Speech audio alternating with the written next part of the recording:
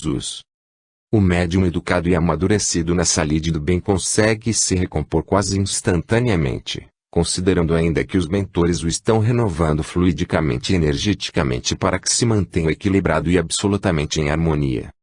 Há um fator que influencia e muito bom êxito da prática mediúnica, refiro-me ao grupo de participantes da sessão, deixando bem claro que quanto mais os encarnados vibram com amor, emitindo pensamentos de paz e concentrados da forma mais homogênea possível, mais produtivo e frutífero serão os resultados dos trabalhos. Portanto, o fator fundamental para que a doutrinação tenha êxito é a qualificação do próprio grupo mediúnico. Leon Denis ressalta, em No Invisível, capítulo 10, e das mais meritórias essa missão, exige a perfeita união das vontades, uma profunda experiência das coisas do invisível, que só se encontra nos meios de longa data dedicados ao espiritismo. Nos seus comentários, Miranda destaca o atendimento de Jesus aos obsidiados que alcançava igualmente os seus perseguidores, compadecendo-se de ambos e, em decorrência, os expulsava de suas vítimas, contando com a ajuda dos seus cooperadores espirituais que se encarregavam de esclarecê-los.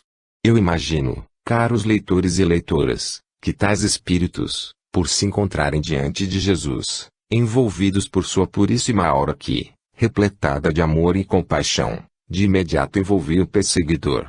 Tenho para mim, que o ato de expulsá-lo deva ser compreendido como o de deslocado do perseguido para, então, ser conduzido pelos espíritos de alta elevação que assessoravam o mestre, no seu sublime trânsito de luz pela terra. Explica o autor espiritual que a reunião mediúnica foi encerrada, após a prece proferida pelo médium Marcelo, inspirada pelo mentor Hermano. Entretanto, os trabalhos teriam continuidade quando seria atendida a jovem Martina. Em razão disso, várias providências tinham sido tomadas, passando a sala por uma asepsia com aparelhagem especial, diluindo os fluidos mais pesados fixados às paredes e ao teto ou que permaneciam na psicosfera, de modo que as futuras atividades não viessem a se contaminar com as vibrações doentias. A reunião que seria realizada no plano espiritual teve início quando o relógio da sociedade assinalava 01h30 da madrugada. Participavam, em desdobramento parcial pelo sono, a senhora Celestina, o médium Marcelo e reduzido grupo de companheiros encarnados, diretamente assistidos pelo mentor Hermano. Nesse momento surge Felipe, conduzindo Martina adormecida, que foi colocada em cadeira confortável. Dr. Bezerra de Menezes aproximou-se da jovem e despertou-a, com suavidade. Esta, ao observar o ambiente, pensou estar sonhando.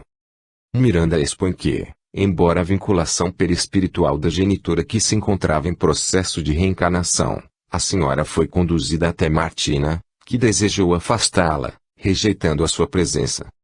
Na longa sequência é narrada pelo autor espiritual a difícil aceitação da jovem por aquela que lhe fora mãe, naquele momento reconhecendo os erros cometidos e lhe pedindo perdão, culminando por suplicar com verdadeira emoção: desejo refazer o caminho, recuperar-me do grave engodo. Não me expulses do teu seio.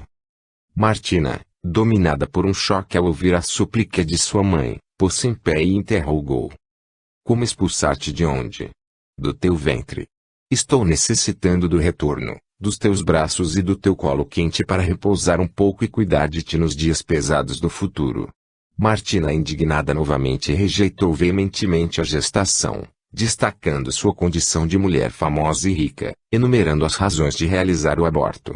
Afirmou sentir-se enlouquecer diante da situação inusitada. Petitinga, que a estava atendendo diretamente, procurando esclarecê-la, pediu que observasse quem vinha em sua direção. Momento de refletir um pouco sobre a questão do aborto.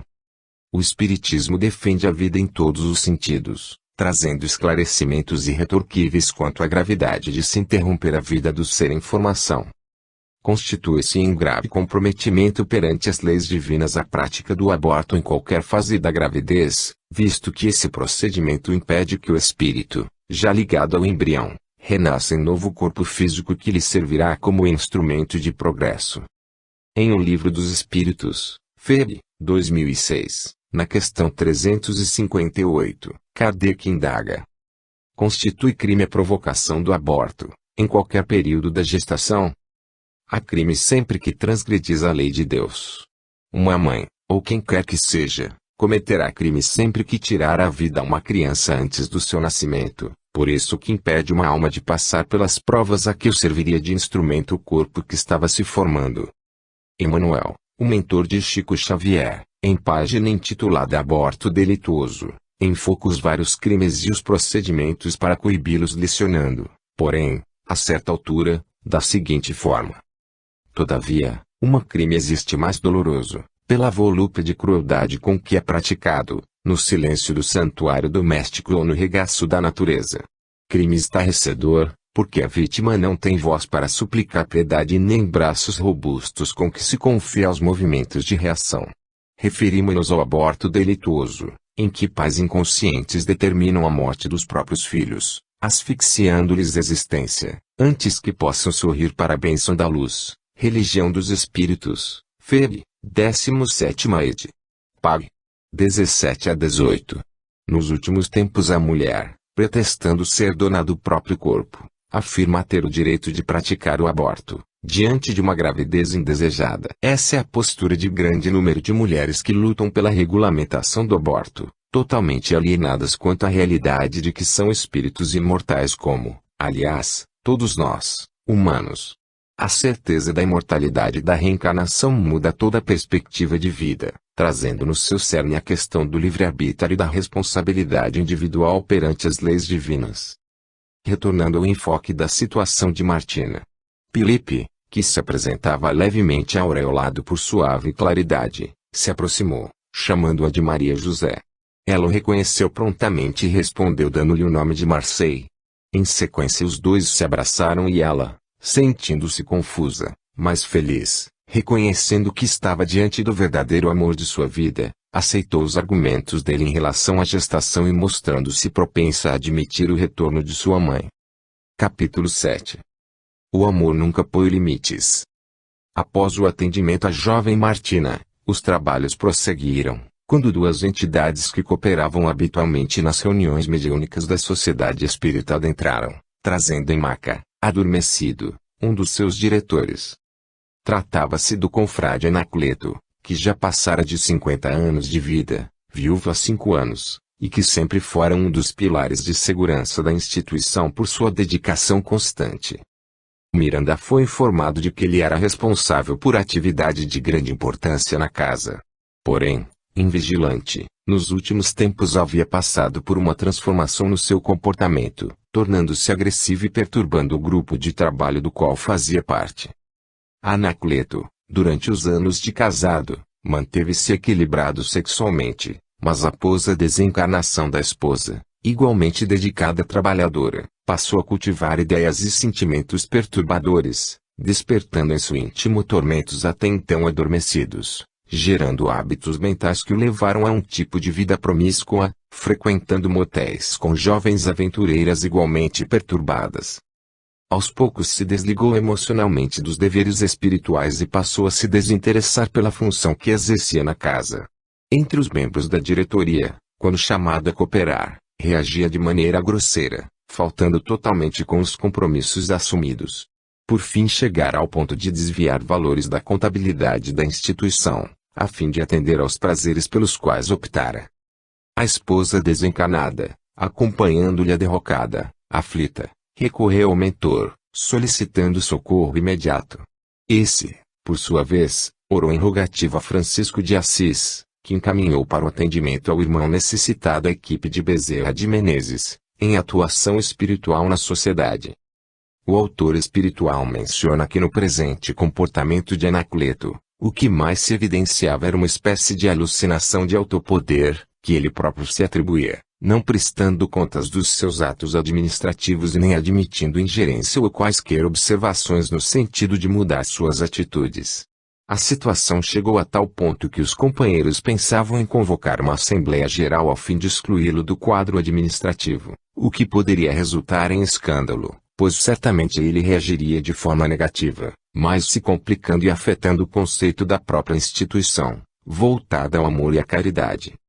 Anacleto, trazido à sala de atendimentos, demonstrava muita agitação, como quem desejasse se libertar de alguma constrição que o afligia.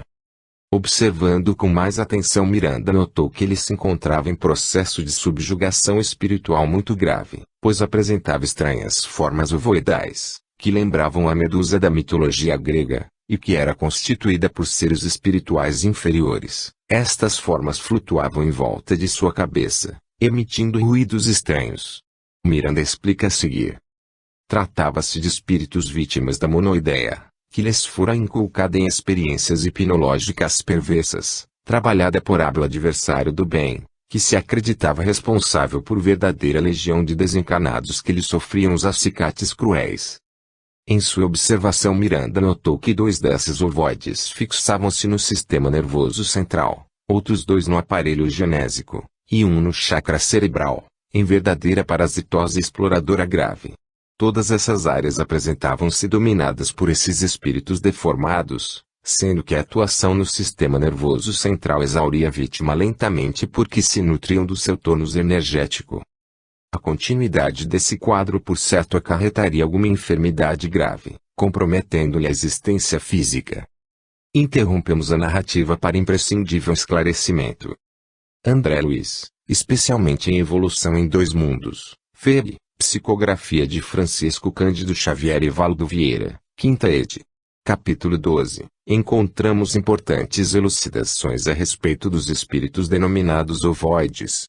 Em meu livro Obsessão, Desobsessão apresenta uma síntese do pensamento de André Luiz, que muito interessa aos estudiosos, que cito a seguir, parcialmente. Menciono nessa obra que a transubstanciação do corpo espiritual ou perispírito em um corpo ovoide pode ocorrer nos casos de desencanados em profundo desequilíbrio, desejosos de vingar-se ou portadores de vicioso apego, que envolvem e influenciam aqueles que lhes são objeto de perseguição ou atenção e se auto-hipnotizam com as próprias ideias, que se repetem indefinidamente. Igualmente acontece o mesmo com espíritos de grandes e cruéis criminosos, os pervertidos, os transfugas do dever que, ao desencanar, ver-se-ão atormentados pela visão repetida e constante dos próprios crimes, vícios e delitos, em alucinações que os tornam dementados. As formas pensamento que exteriorizam, infindáveis vezes tornam-se-lhes viciosas, resultando no monoideísmo auto-hipnotizante. Nos casos mencionados, a mesma ideia fixa e constante leva à deformação perispirítica. André Luiz, aprofundando, explica que, não havendo outros estímulos, os órgãos do corpo espiritual se retraem ou se atrofiam, da mesma forma que ocorre aos órgãos do corpo físico que, paralisados, se atrofiam. Segundo o autor espiritual, aos poucos, esses órgãos do perispírito se voltam, instintivamente, para a sede do governo mental, onde se localizam, ocultos e definhados, no fulcro dos pensamentos em circuito fechado sobre si mesmos, quais implementos potenciais do germe vivo entre as paredes do ovo. A forma ovoide guarda consigo todos os órgãos de exteriorização da alma, tanto nos planos espirituais quanto nos terrestres, tal qual o ovo ou a semente, que trazem inseável a árvore do futuro. Os obsessores utilizam-se desses espíritos ovoides para intensificar o processo obsessivo. No caso de Anacleto, pode-se observar que ele recebeu amparo espiritual a tempo, por méritos que já havia adquirido, impedindo que o seu estado se agravasse irremediavelmente. Volto ao texto. No silêncio em que a sala estava mergulhada, envolta em vibrações harmoniosas, Dr. Bezerra de Menezes orou rogando o auxílio de Jesus para as atividades que se estavam iniciando. Suave claridade se estendeu a todo o recinto. Aproximando-se do enfermo encanado, Dr. Bezerra de Menezes deu início ao processo de libertação das 2 entidades deformadas, que se encontravam ligadas no centro genésico, aplicando especial energia em movimentos anti-horários, como se estivesse desparafusando o tentáculo de cada uma delas, que se fixavam, respectivamente, nas gônadas. O aspecto era o de uma espécie de ventosa comum aos polvos, firmemente fixada e com forte condição de absorção dos conteúdos em cuja parte exterior se prendia. O processo libertador prosseguiu por alguns minutos até que finalmente as 2 entidades foram desligadas de Anacleto. As formas ovoidais que flutuavam foram entregues aos cuidados de José Petitinga, sendo em seguida encaminhadas para a comunicação mediúnica por meio da médium Celestina, ligando-se à sua aura, igualmente também a outro médium da casa, Ao serem ligados aos médiuns experientes e disciplinados, as entidades passaram a se movimentar, emitindo sons animalescos, extravasando intenso sofrimento. Simultaneamente, recebiam energias calmantes transmitidas pelas mãos de Emmanuel, Petitinga Jesus, ao tempo em que Dr. Bezerra de Menezes, com voz suave falou-lhes. A libertação de que necessitam começa agora, embora se prolongue por algum tempo. E necessário recuperar a forma perdida, utilizando-se do invólucro espiritual desses que se lhes transformam em intermediário, de modo que, no futuro, em processo de reencarnação dolorosa, possam voltar ao estado anterior que usaram indevidamente. Tem sido longos os anos dessa radical transformação, mas soa o momento para a recuperação da vida normal. Todo o patrimônio armazenado através dos tempos e que hoje se encontra arquivado no cerne do ser, volverá lentamente e ser-lhes-á possível avançar pela estrada do progresso. Oportuna uma pausa para ressaltar o esclarecimento do Dr. Bezerra Menezes quanto ao patrimônio existencial de cada um deles. Bom lembrarmos que o Espiritismo nos ensina que nossas aquisições adquiridas através dos milênios de nossa existência, enquanto espíritos imortais, jamais se perdem, pelo contrário, nossas vivências mais íntimas fazem parte da nossa história pessoal. Esta que estamos escrevendo dia após dia. Representam nossa bagagem ou acervo, patrimônio perene que nos é intransferível. Mesmo no caso de espíritos, cuja forma perispirítica se apresente deformada a tal ponto, esse patrimônio permanece preservado, indelevelmente. A propósito, Hermínio Miranda em seu livro Diálogo com as Sombras, Fere, 1979, capítulo 2, registra que tiveram, em certa ocasião, um caso de zoantropia na reunião mediúnica que dirigia, cujo espírito se apresentava com a aparência de um lobo muito feroz e que não conseguia falar, apenas rosnava, suscitando compaixão e afeto em todos os participantes. Hermínio Miranda, percebendo a gravidade da condição do comunicante, falou-lhe demoradamente, procurando libertá-lo do terrível condicionamento ao qual estava imantado. Falando-lhe que era um ser humano e não um animal. Usou também do recurso da prece e dos passes que aos poucos o acalmaram. Com a intervenção dos mentores presentes e a vibração da equipe mediúnica, foi possível reverter o seu perispírito para a forma humana, após demorado atendimento. Mas o que desejo destacar são os comentários do autor acerca da bagagem que o espírito era portador, como a seguir. Não podíamos esquecer, por um minuto, que ele não era um animal irracional, mas uma criatura humana, que se tornou temporariamente irracional, em decorrência do seu terrível comprometimento ante as leis divinas. Tínhamos que falar a ele como a um irmão em crise, não a um lobo feroz. Aparentemente estava em estado de inconsciência total, mas no fundo do ser, ele preserva os valores imortais do espírito, com todas as aquisições feitas no rosário de vidas que já tinha vivido. E quase certo que tivesse uma bagagem respeitável de conhecimentos e recursos, pois na escalada espiritual nada se perde, em termos de aprendizado. Retomando o texto. O mentor prosseguiu em sua orientação aos dois espíritos que haviam sido desligados do enfermo encarnado, citando que ambos, embora sem condições de falar, sendo, todavia, capazes de pensar, deveriam voltar-se para Deus, suplicando-lhe misericórdia, enfatizando que os dias de horror estavam prestes a terminar e que dariam lugar ao período de esperança e alegria de viver. Em simultâneo, transmitia energias saudáveis aos espíritos disformes. Em sequência, os comunicantes foram desvencilhados dos dois médiuns e levados para local próprio onde teriam assistência hospitalar de longo curso. Pausa necessária para algumas considerações. Tive, na década de 70, uma experiência algo semelhante, inesquecível, pois atuei como médium, por 2 vezes, a espíritos com a forma perispirítica ovoide. O fato ocorreu no ano de 1976, mais ou menos. Participava, por essa época, dos trabalhos no Centro Espírita Ivon Costa, notável casa na cidade de Juiz de Fora, Minas Gerais. Fazia parte, então, de um grupo mediúnico que se reunia nas noites de quarta-feira, sob a segura direção de um querido amigo, Sr. Silvestre Santos, que durante anos esteve à frente da equipe, atualmente desencarnado há algum tempo. Esse grupo era realmente extraordinário. Foi ali que tivemos as mais importantes tarefas de desobsessão com um rico aprendizado para todos. A equipe era muito homogênea e apresentava uma corrente vibratória bastante firme e equilibrada.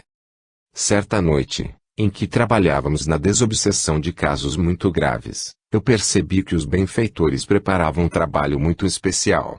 O mentor falou-me mentalmente que estavam trazendo uma entidade que se apresentava com a forma ovoidal e que eu me preparasse vibrando com muito amor, pois que ela seria ligada a mim.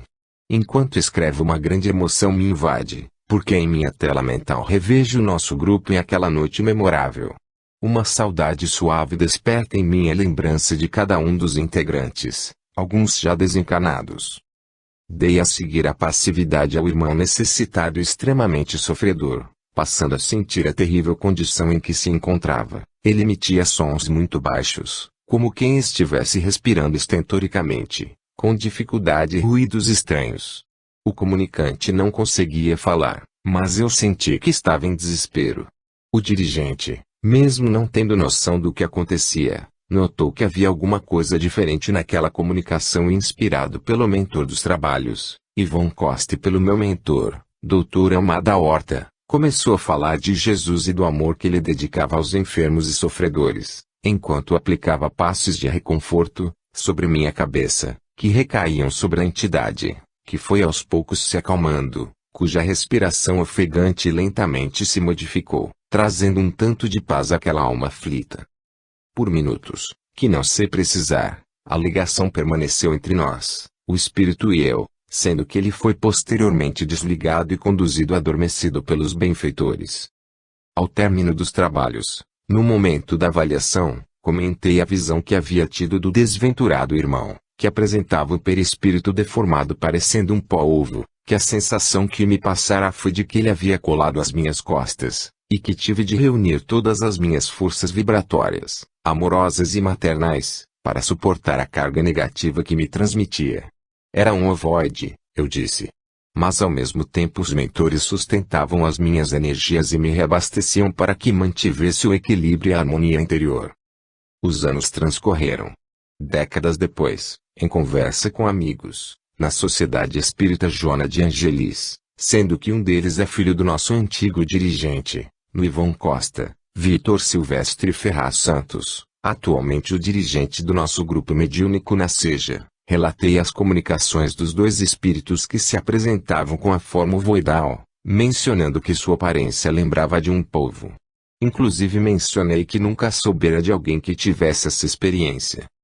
Eis que passados mais alguns anos encontro nessa obra de nosso Manuel Filomeno de Miranda, que estou comentando, o relato desse atendimento a um dos diretores dessa casa espírita, padecendo uma subjugação dessa gravidade, com a presença dos sofridos irmãos com o perispírito na forma ovoide, tendo o autor espiritual descrito que ambos lembravam a forma de um polvo.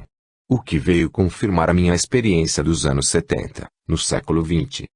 O médium estudioso e vigilante deve sempre procurar a confirmação de alguma experiência diferente que tenha vivenciado, no âmbito da mediunidade, sem divulgá-la, para sua própria segurança e para que mantenha fidelidade à doutrina espírita, enquanto não tenha conhecimento de outra circunstância semelhante, em fonte fidedigna.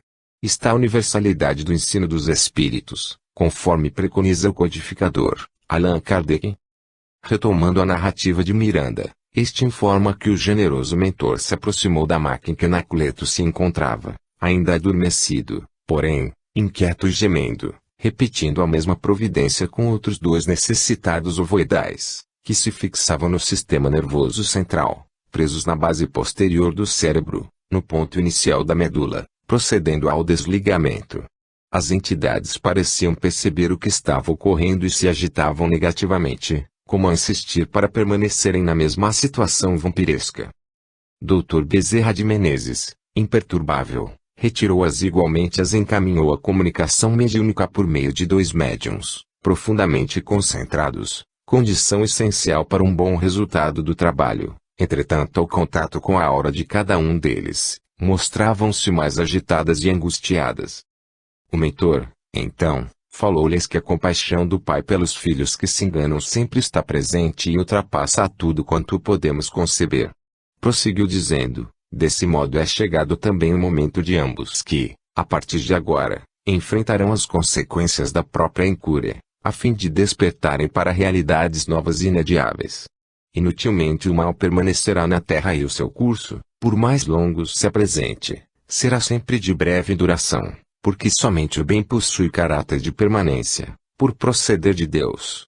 A melhor conduta, neste instante, é o abandono da ideia de vingança, assim como do prazer criminoso que os transformou em degenerados diante das divinas leis. Entretanto, embora as palavras amorosas do benfeitor, as duas entidades emitiam ondas de revolta, mostrando-se bem diferentes dos dois espíritos anteriormente atendidos, porém, foram adormecidos, a fim de serem levados para prosseguimento do tratamento espiritual que lhes era necessário. Antes de adormecerem, o mentor concluiu: logo mais será novo dia, a oportunidade que surge a bênção comum em favor da felicidade futura de suas vidas. Mantenham-se em paz, porquanto ninguém foge por tempo ilimitado em relação ao seu próprio destino, fruindo de plenitude que todos alcançaremos um dia. Deus os abençoe, irmãos queridos. Em seguida, Dr. Bezerra de Menezes acercou-se de Anacleto e o despertou. Assustado, ele imaginou que estava sendo julgado, todavia, foi esclarecido quanto ao precioso momento que estava vivendo. Profundamente constrangido diante do amorável médico e observando o pequeno grupo de trabalhadores espirituais, ele tentou fazer-se de vítima nas mãos de perseguidores cruéis, no que foi obstado pelo mentor que, com voz enérgica, chamou a realidade de sua conduta dos últimos tempos, dizendo a certa altura: onde está a sua responsabilidade em relação ao trabalho de Jesus e a firmeza da fé, se logo se permite percorrer a senda de espinhos de insanidade, tornando-se instrumento de perturbação e de desastre para um trabalho que é pilote de sustentação na edificação do espiritismo na terra? Não se brinca com as questões do espírito imortal, nem se podem abandonar graves responsabilidades sem sofrer-lhes as consequências do ato leviano. Portanto, mude o foco do seu pensamento e conversemos. Diante das severas palavras do Dr. Bezerra de Menezes, faço uma pausa para meditação a respeito. Quão oportunas são as advertências feitas, que transcrevo apenas em parte, deixando ao leitor e à leitora que consultem a obra que estou analisando, para maior aprofundamento com o texto completo.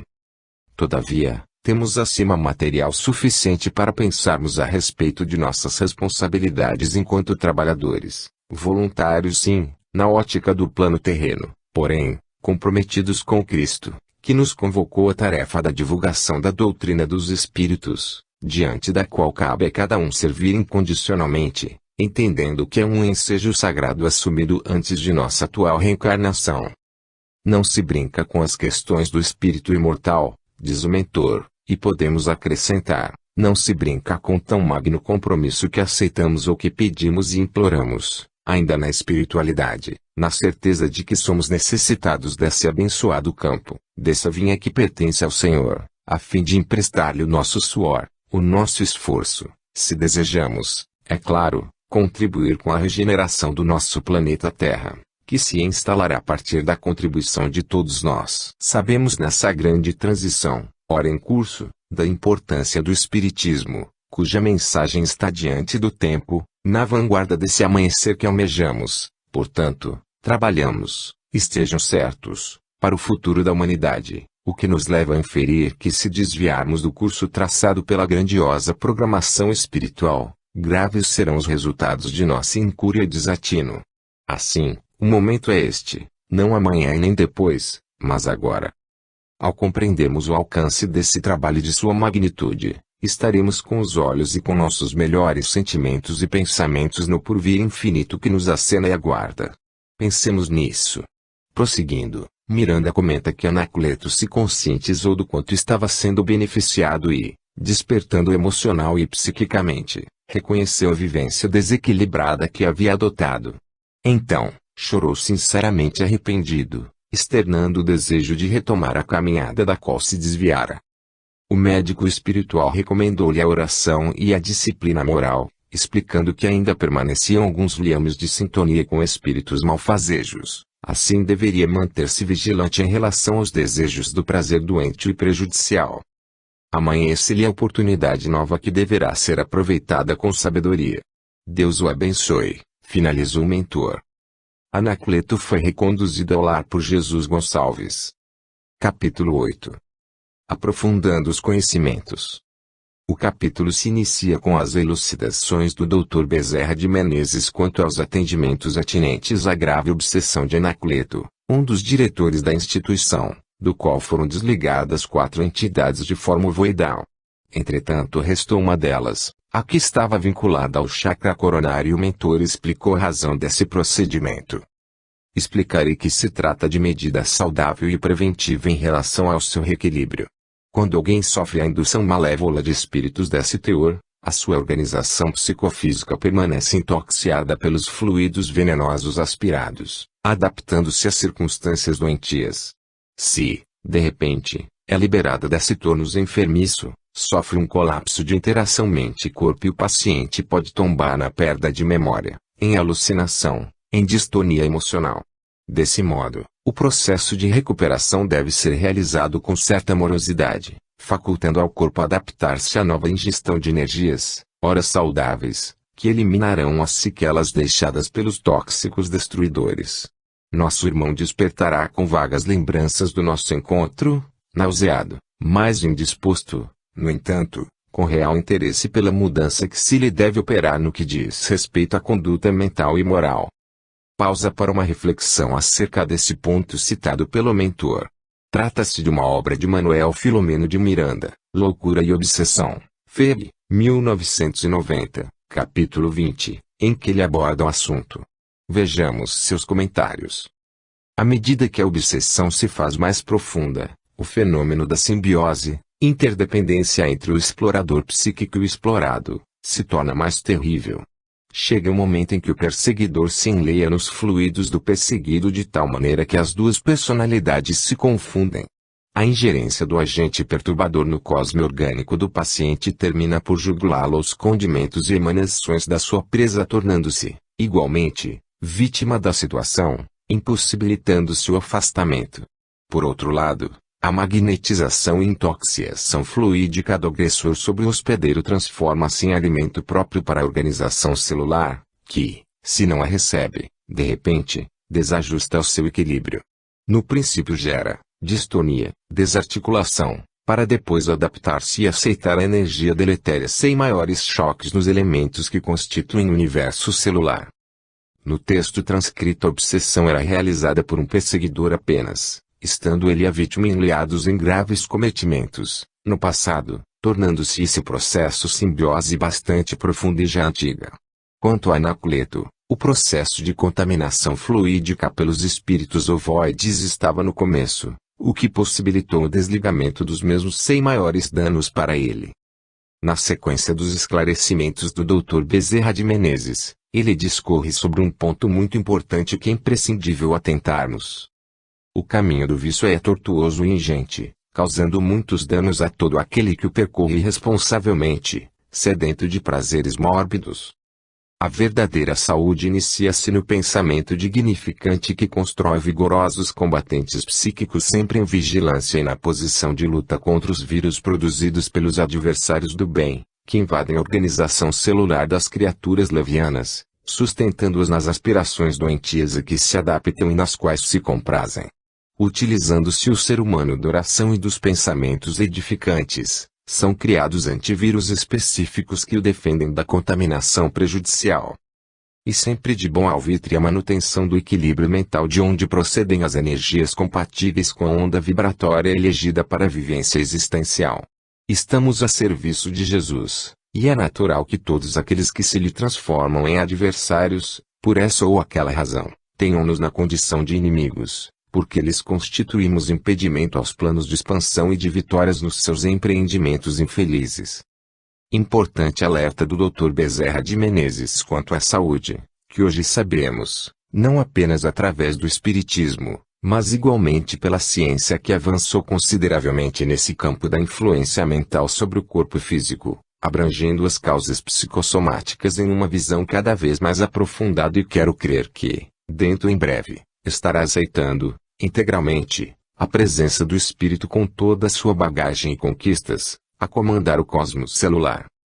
A visão espírita, todavia, desde Allan Kardec, Leon Denis e outros clássicos, ampliou o entendimento acerca da mente, graças às orientações espirituais de benfeitores, tais quais André Luiz e Emmanuel, que pontificam, vindo posteriormente pela sabedoria de Joana de Angelis, Manuel Filomeno de Miranda e outros, alargando os horizontes gradativamente, a fim de que o ser humano possa compreender a imensa riqueza que traz em seu mundo interior. Essa constatação resultará, no tempo próprio de cada um, a uma saúde mental e física compatível com o novo teor vibratório daquele que já estará vivendo os pródromos da regeneração. Na esfera do cotidiano, porém, é que precisamos manter esse padrão, a partir dessa conscientização, pois é no dia a dia da luta profissional, nas dificuldades de relacionamento, na pressa e na violência tão comuns em nossos dias que há necessidade de vigilância e atenção redobrada para não cairmos nas surpresas e armadilhas que surgem aqui e ali. Se nós somos portadores de vírus e suas viroses que atacam o corpo físico, agora ficamos cientes de que existem os vírus provenientes de mentes que emitem ondas maléficas terrivelmente contaminadas por tais vibriões que estão apenas esperando que haja em alguém o campo vibratório descuidado, negativo, para se instalarem vorazmente, servindo-se da invigilância e queda moral da criatura. Mas e as defesas? Estas nós as construímos, através da prece, do pensamento elevado, da conduta moral equilibrada, atuando no bem e em favor da paz. O ocorrido com o diretor da sociedade não é um caso raro. Vez que outra se ouve relatar situações semelhantes, especialmente pelo fato de lhe ter sofrido pesada carga de assédios negativos de espíritos perversos e inferiores. Narra o benfeitor que tais entidades estavam sob o comando do Rabino Elashim Ben Sadok. Ele próprio, desde que foi desmascarado em encontro passado com os mensageiros do Senhor, prometeu lutar contra os cristãos novos, conforme já vinha fazendo, porém, agora, investindo todas as forças de modo a impedir, na sua presunção, a conquista dos corações pela doutrina kardeciana. Assim, procurou várias instituições dedicadas à prática e à vivência do espiritismo, elegendo esta, em razão do seu elevado programa cristão e sua vinculação ao pobrezinho de Assis, para prosseguir na luta feroz, estigmatizando-o e levando à eclosão de escândalos prejudiciais ao pensamento doutrinário. O plano nefasto foi percebido pelo mentor Hermano e pelos demais protetores espirituais que dirigem a sociedade que, de imediato recorreram a São Francisco, que determinou as providências aplicadas sob a égide do amor. O início desse litígio está narrado na primeira parte, quando comenta o livro Transição Planetária. Bezerra de Menezes alerta que tão logo o irmão infeliz tomasse conhecimento do que estava acontecendo, investiria com suas hostes contra a instituição, mormente contra o diretor que foi tratado na referida reunião espiritual. Ele recomenda, então, vigilância e humildade, e confiança na proteção de Jesus, o sublime administrador da seara, já que os médiuns, diretores e outros membros seriam assediados. Certamente seriam arquitetadas ciladas, agressões, perturbações que alcançariam os familiares e, inclusive, a área profissional de alguns.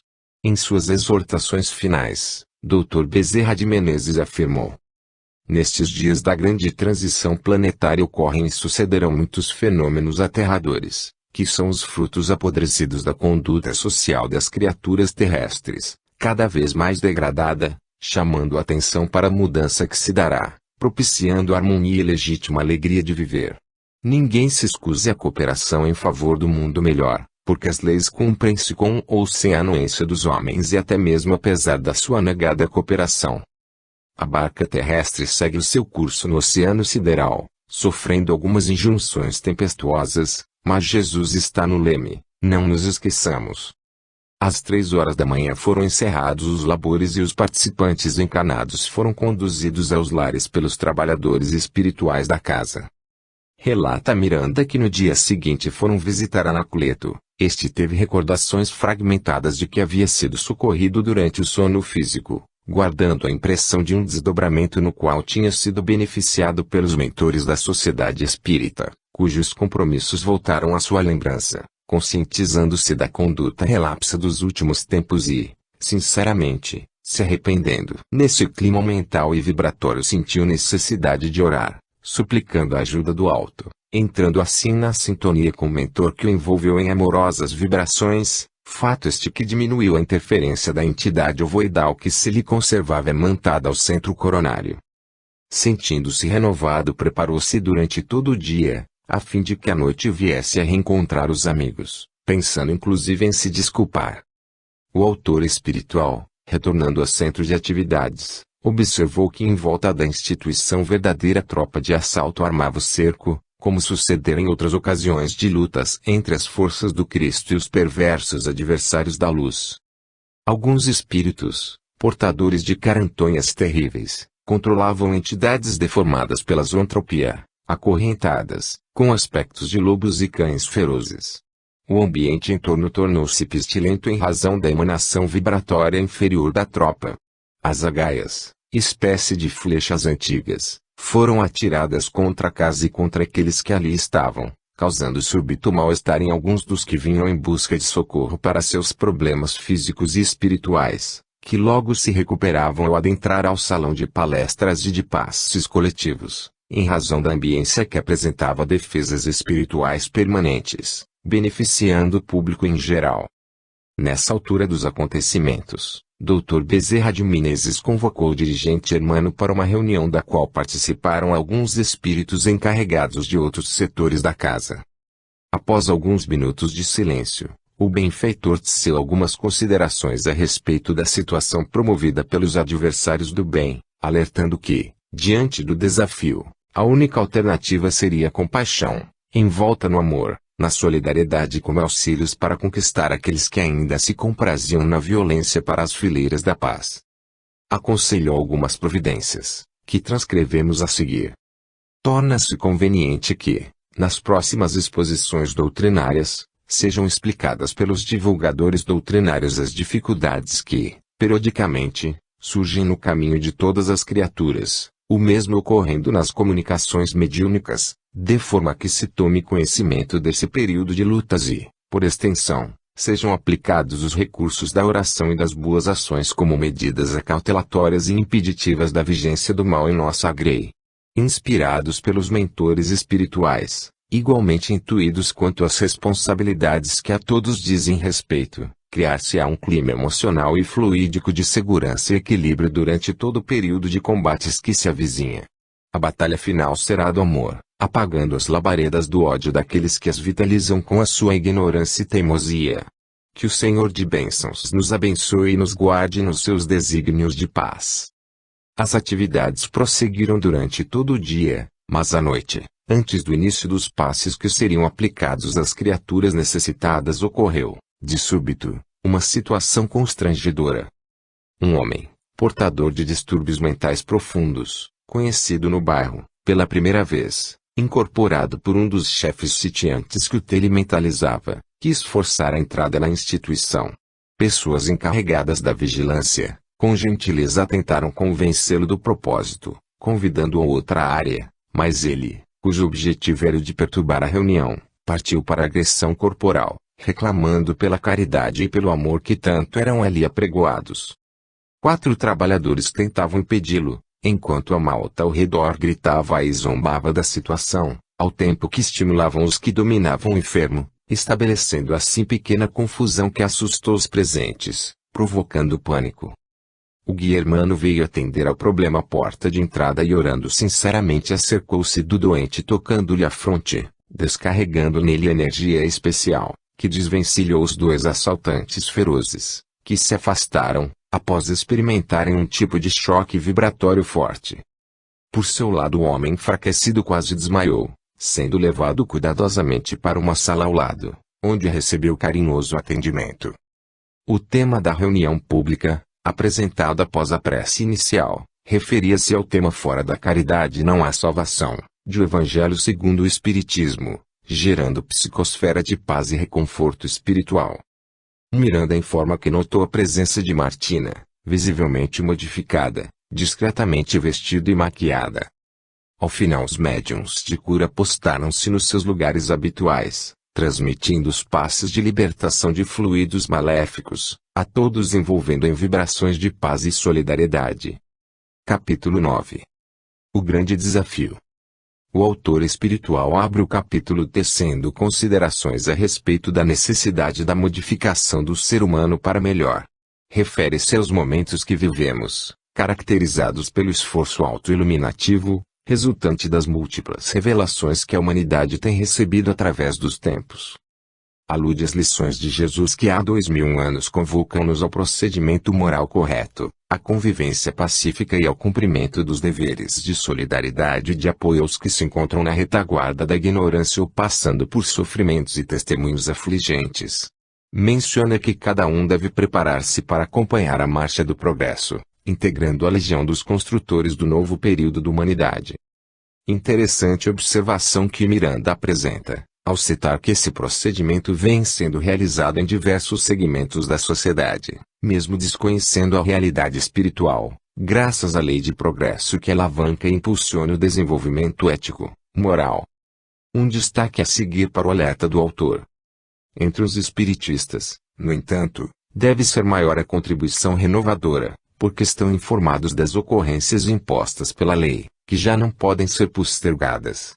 Anunciado por Jesus esse período de transição, tanto como referendado pelo Apocalipse, narrado por João Evangelista e os profetas que se manifestaram a esse respeito ao longo da história, chega o momento de cumprir-se os divinos desígnios que reservam para a terra generosa destino regenerador, sem as marcas do sofrimento na sua feição pungitiva e desesperadora. Fico pensando que diante de tantas informações que temos recebido, nós, os espíritas, jamais poderemos alegar um dia que não sabíamos e que nem tínhamos conhecimento dessas mensagens reveladoras. Por sabermos tanto, pelas bênçãos dessas informações que jorram do alto, desse manancial de luz inesgotável, mais avulta é a nossa responsabilidade. Os benfeitores espirituais desejam sensibilizar a todos os que integram as fileiras espíritas, proporcionando a cada um a certeza que a doutrina espírita está na vanguarda dos tempos, abrindo a mente humana, descerrando os panoramas infinitos da imortalidade e da presença de Deus em nossa vida. Essa nova consciência, a nova mentalidade que irá preponderar no futuro, escoimada de quaisquer preconceitos e sectarismos e, sim, acolhendo todas as criaturas, abraçando-as como irmãos que somos, afinal de contas, filhos do mesmo Pai. No texto de Miranda, ele acrescenta que as forças do mal tentam manter o quadro atual, que impera em todos os quadrantes do planeta, de violência, de abusos de toda a ordem, cujo interesse é o de continuar explorando psiquicamente os que se lhes vinculam por meio de hábitos doentios em que se comprazem na ilusão da vida física. Refere-se ainda sobre a mediunidade a serviço de Jesus, como veículo de informações seguras a respeito da vida e da imortalidade que vertem da espiritualidade superior, visando despertar os que dormem e prosseguem negando-se a despertar, temerosos diante da grande transição que está em curso na Terra.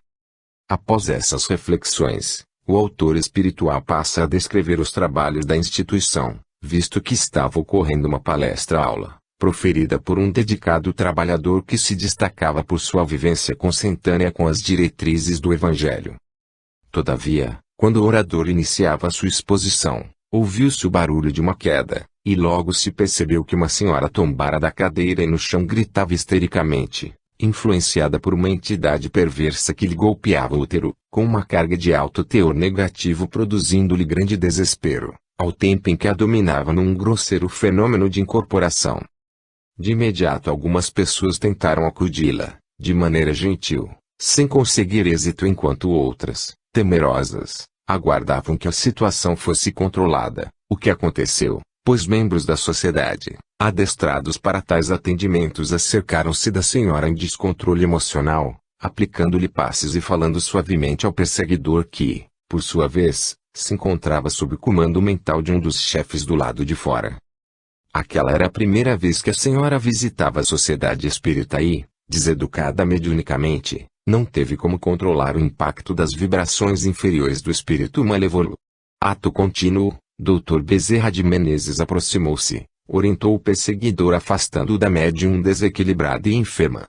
Esta, recompondo-se e amparada pelos que atenderam, voltou a se sentar, sentindo-se constrangida, sem saber ao certo o que havia ocorrido. O fato exposto por Miranda merece ponderação a respeito. Em uma casa espírita, onde quer que esteja localizada, Isso pode acontecer, ou seja, uma pessoa do público ser tomada, repentinamente, por um espírito obsessor. Conheço vários casos relatados por pessoas que participam dos seminários que apresento, seja particularmente, nos intervalos, ou mesmo algumas que contam em público circunstâncias semelhantes a esta. Às vezes, a situação difere um pouco, pois uma pessoa chegando de fora pode, subitamente, invadir o salão de palestras, visivelmente dominada por um espírito malfazejo, para tumultuar o ambiente. Eu mesma já assisti a episódios bem parecidos, entretanto nós, os encarnados, assim também o público, não temos noção do que possa estar acontecendo na esfera espiritual. Teoricamente, pode-se esclarecer o seguinte: quando acontece a comunicação mediúnica imprevista, em meio a qualquer trabalho na instituição espírita, via de regra o médium não é espírita, não conhece nada acerca da mediunidade, é sempre aquele médium espontâneo, desconhecedor de tudo que se relaciona com o espiritismo. Sendo assim, não se pode esperar que ele tenha controle e equilíbrio no trato das questões atinentes à mediunidade.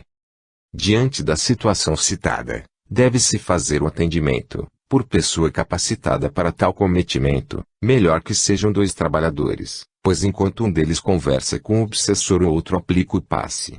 Bom procedimento é o atendente, dirigindo-se ao obsessor e em simultâneo ao médium, pedir a este que procure se controlar, na certeza de que está sendo amparado pelos mentores da casa que o estarão fortalecendo, e ao mesmo tempo falar ao espírito dizendo-lhe que ele será atendido pelos mentores ao seu lado. Em geral isto é o suficiente para que o comunicante se desligue, sendo que a parte mais importante é que se esteja falando ao médium, com carinho, para reagir e que Jesus está amparando. Atentemos, entretanto, para a peculiaridade que o livro, ora comentado, expõe, levando-se em conta que todo enfrentamento se dá no plano espiritual concernente a um ataque das trevas contra uma instituição espírita modelar, por isso mesmo sendo alvo dos espíritos contrários ao bem. Em simultâneo ao fato a gritaria exterior aumentou e, repentinamente, ouviu-se um som estranho e diferente que Miranda não conhecia, produzindo certo mal-estar pela carga vibratória que exteriorizava. Ao seu lado Petiting explicou: é o som do chofar, um chifre de cordeiro soprado com vigor, utilizado pelos hebreus desde recuados períodos durante as batalhas, como também, nas cerimônias religiosas. Nos cultos é tocado após a leitura do Torá e é considerado um dos mais antigos instrumentos de sopro que se conhece. Possui vários tipos de comando ou toques com significados especiais. Este que ouvimos simboliza ameaça, momento de combate ao inimigo. Com o acontecido, esperavam os verdugos da paz gerarem desarmonia e medo, favorecendo-lhes assim a entrada para provocar desordens e tumulto no ambiente. Certamente, que os encarnados não percebiam o que se desenrolava no plano espiritual, entretanto alguns eram tomados por sensações incômodas resultantes das vibrações dos infelizes perseguidores. Felizmente, as providências imediatas dos benfeitores que protegiam a instituição restabeleceram o equilíbrio e a harmonia ao tempo em que anulavam as possibilidades de invasão. Dr. Bezerra de Menezes, prestamente, avisou a Hermano, o mentor da casa. Necessitamos reforçar as defesas. Concentremo-nos em Jesus, pedindo-lhe que nos auxilie com a presença dos construtores de nossa esfera. Enquanto isso a aula prosseguia e o auditório acompanhava atentamente. Sob o comando do Dr. Bezerra de Menezes, todo o grupo do qual Miranda fazia parte e os demais trabalhadores espirituais da casa permaneciam concentrados. De um momento para outro uma luz poderosa vinda do alto tomou todo o ambiente, trazendo em seu meio alguns espíritos em trajes medievais de grande beleza e outros menos formais, que se apresentaram ao benfeitor como especialistas em edificações e defesas. Tratava-se de um grupo de mentalizadores, hábeis em edificações, informou o chefe do grupo. Alguns são servidores da antiga ordem dos Cavaleiros Templários que ainda se dedicam ao auxílio dos que sofrem, e são defensores de todos aqueles que se entregam a Jesus, assessorados por engenheiros modernos especializados em construções conforme as temos em nossas esferas espirituais.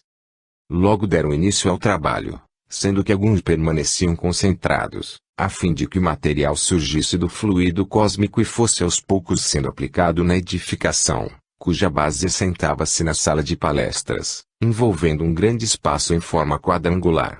Ao mesmo tempo passaram a ouvir vozes siderais cantando comovente melodia de exaltação ao Senhor da vida. Em pouco tempo, narra Miranda, a edificação foi se levantando que fazia recordar as antigas torres de vigia dos castelos medievais.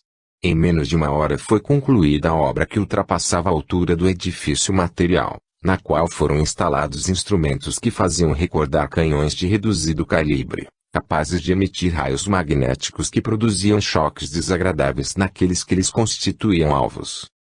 Simultaneamente, quando o expositor preparava-se para a prece final, o comandante do grupo informou que estavam preparados para o enfrentamento. O público retirou-se gradualmente. Entretanto, a senhora enferma foi convidada a permanecer a fim de receber a orientação especializada para o seu problema. O autor espiritual e seus companheiros subiram até a parte mais alta da edificação, de onde contemplaram a imensa turba de desencanados acelvajados e, a um sinal do responsável pela defesa da casa, foram disparados raios que os atingiram forçando-os a recuar em meio à infernal gritaria e blasfemando ameaçadoramente. O encarregado da operação explicou que para aqueles que ali estavam com intenções de produzir gravíssimos prejuízos o recurso mais eficaz é o que os assusta e intimida, afirmando que posteriormente outras providências seriam tomadas especificamente para o atendimento grupal. Notando a preocupação de Miranda quanto aos possíveis danos que os raios pudessem causar-lhes aos perispíritos, o encarregado da operação esclareceu ser aquele um aparato destinado a intimidá-los e que não causaria prejuízos reais. Em seguida detalhou mais acerca da operação defensiva. Os raios emitidos, em alcançando-os, produzem desagradável sensação de choques elétricos superficiais. Nada obstante, quando se trata de problemas mais complexos da perversidade ameaçadora das trevas, é-nos justificado aumentar a potência dos mesmos, que produzirão sensação mais afligente. O amor possui recursos de variada aplicação, sempre de acordo com a necessidade de quem se lhe candidata. Oportuno registrar nessa pausa a questão 257 do Livro dos Espíritos, Feb. 2006, referente a um texto de Allan Kardec, com o título Ensaio Teórico da Sensação nos Espíritos. Destaco alguns parágrafos.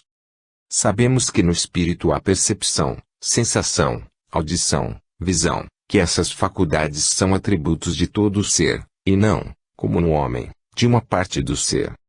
Dizendo que os espíritos são inacessíveis à impressão da nossa matéria, queremos falar dos espíritos muito elevados, cujo envoltório etéreo não tem analogia na Terra, o que não acontece com os de perispírito mais denso.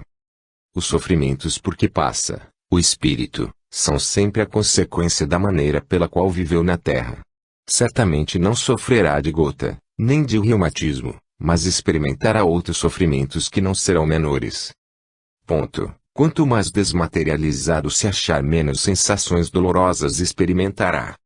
Como sabemos, os espíritos que atacavam a instituição eram de ordem bem inferior, trazendo o perispírito extremamente denso, devido ao fato de que desejavam usufruir de todas as sensações e percepções que o corpo físico lhes proporcionava, embora dele desligados definitivamente. Além disso, cultivavam o ódio, que os sustentavam vibratoriamente, expressando, desse modo, a perversidade em que se compraziam ao atormentar as criaturas. Manter os encanados em estágios inferiores era-lhes também objetivo, visto que desejavam locupletar-se das vibrações desequilibradas que exteriorizavam. Portanto, quanto mais ódio, melhor; quanto mais crimes e hediondez, melhor ainda. Em algumas de nossas reuniões de desobsessão tivemos a comunicação de entidades muito perversas, perseguindo aqueles que se esforçavam por progredir moral e espiritualmente a fim de que lhes caíssem nas garras da revolta e do ódio. Entretanto, sempre tivemos a certeza de que eram seres extremamente sofridos, e que estão nesse estado de insanidade porque desejam ocultar isso. Retomando o texto de Miranda, este registra que a turba se dispersou, mantendo-se, todavia, à distância. O responsável pelo grupo socorrista declarou ao Dr. Bezerra de Menezes que permaneceriam em auxílio até a conclusão do programa de saneamento espiritual. Finalizando, o autor espiritual comenta: se as forças do mal arquitetam planos e os executam na sua perversidade insânia, O amor dispõe de antídotos poderosos que são capazes de anular-lhes os efeitos doentios. Capítulo 10. O enfrentamento com a treva. Uma reunião especial estava sendo preparada, relata Miranda. Logo no início da madrugada, trabalhadores da equipe do Dr.